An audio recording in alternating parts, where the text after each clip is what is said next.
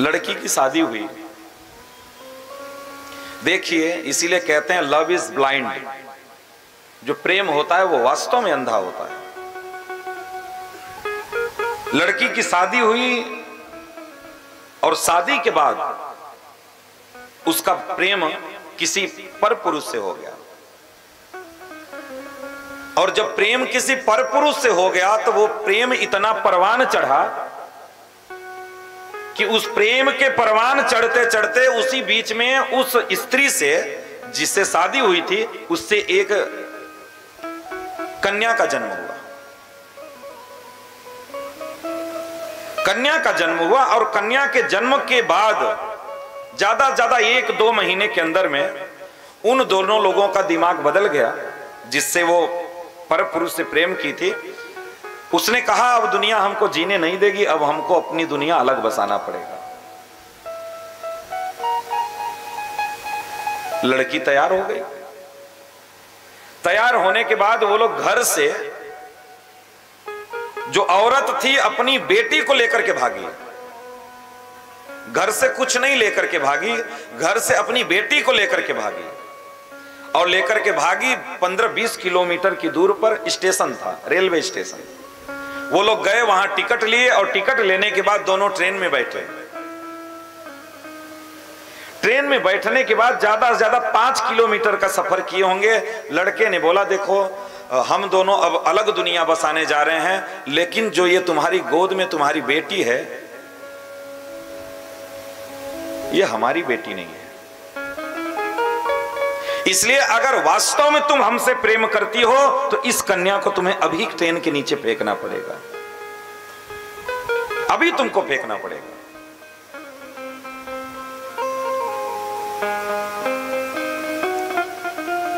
लड़की एक बार सोची, क्योंकि नवजात बच्चा था, वो नवजात शिशु था। उसने दिमाग लगाया कि भाई अगर इसको नहीं फेंकते हैं तो घर तो छोड़ ही चुके हैं, तो कहीं ऐसा ना हो कि इस लड़की के चक्कर में उधर से तो गए ही इधर से भी चले जाएं।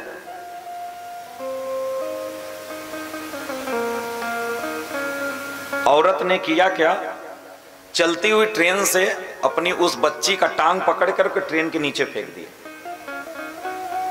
और जैसे ही उस कन्या को ट्रेन से नीचे फेंकी वैसे ही ज्यादा से ज्यादा एक स्टेशन और गाड़ी डकी होगी कि दूसरे स्टेशन पे जाकर के गाड़ी रुकी और लड़का ट्रेन से उतरा, बोला अभी मैं एक बोतल पानी लेकर के आता हूं।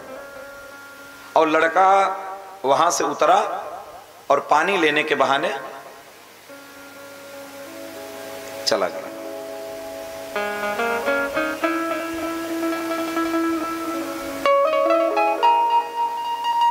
बहुत परेशान हुई लड़की, क्योंकि आप जानना कि जो व्यक्ति अपनों का नहीं हुआ वो दूसरों का कभी नहीं हो सकता है, कभी नहीं हो सकता है। लेकिन उस लड़की को संदेश देना था। लड़की को नहीं पता था कि वो लड़का उतरने के बाद दूसरी बोगी में चढ़ गया है। ट्रेन तो चल दी, लड़का पीछे से दूसरी बोगी में चढ़ा था। ये बहुत रोने लगी, बहुत रोने लगी। और तब लड़का इसके पास आया और लड़के ने कहा कि मैं तो तुम्हारी केवल परीक्षा ले रहा था, मैं केवल तुम्हारी परीक्षा ले रहा था। वो लड़की हमारे बीच का रोड़ा नहीं थी, मैं तुम्हारी परीक्षा ले रहा था कि मैं ये देखना चाहता था कि तुम अपनी बेटी का अगर नहीं हो पाई तो तुम हमारा भी कभी नहीं हो पाओगी। इसलिए चलती हुई ट्रेन से देवी जी को भी उसने नीचे फेंक दिया। बोला मैं तुम्हारे साथ नहीं ज्यादा दिन तक रह सकता, कभी नहीं रह सकता, क्योंकि तुम हमारी भी नहीं हो सकती। जिसको तुमने अपने गर्भ में 9 महीना पाला उसने क्या अपराध किया था तुम्हारे साथ? केवल एक प्रेम के लिए तुम उसको फेंक दी नीचे। एक प्रेम के लिए केवल। इसलिए आप इस बात का हमेशा याद रखिए कि जो व्यक्ति अपनों का नहीं हुआ वो आपका कभी नहीं हो सकता है, कभी नहीं हो सकता।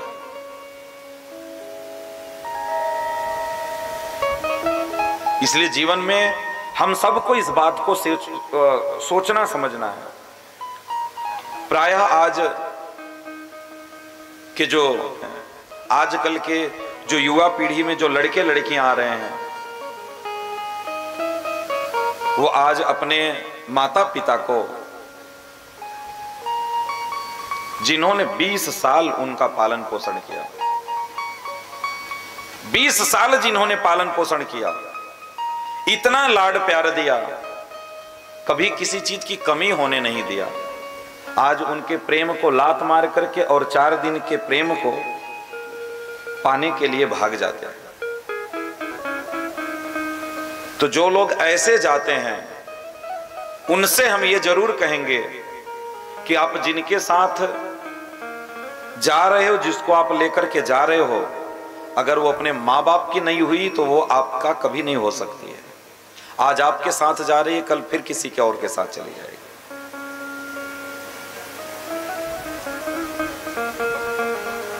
इसलिए कभी भी ऐसी गलती हमें भूल करके भी नहीं करना चाहिए, कभी भूल करके नहीं करना चाहिए। इस संसार में ये बहुत छोटी चीजें हैं, बहुत छोटी चीजें हैं। और एक समय तो जीवन का ऐसा भी आता है जब आदमी बहुत पश्चाताप करता है, बहुत पश्चाताप करता है। इसलिए जीवन में कभी पश्चाताप ना करना पड़े, कभी जीवन में हमारी संतान हमको कुछ ना बोले। देखिए, एक तो ऐसा जीवन होता है जो आदमी अपना सर उठा करके जीता है,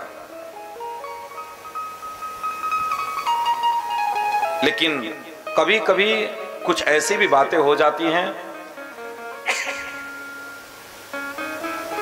जो बच्चों को भी सुननी पड़ती है। और जब तक बच्चे जिंदा रहते हैं तब तक उनको सुनना पड़ता है, बेचारों को तब तक सुनना पड़ता है।